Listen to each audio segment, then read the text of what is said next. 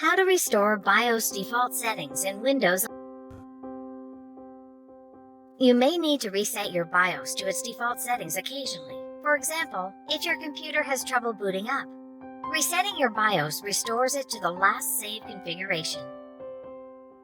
To access the BIOS setup utility menus, open the Start menu and select the Shutdown option.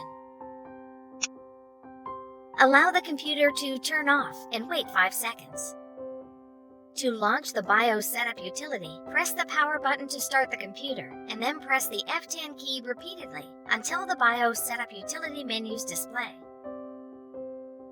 When the BIOS setup utility launches, you can navigate to the F9 system recovery function to reset the BIOS to the default settings.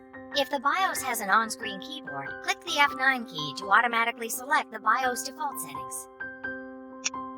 The Load Setup Defaults dialog box now displays.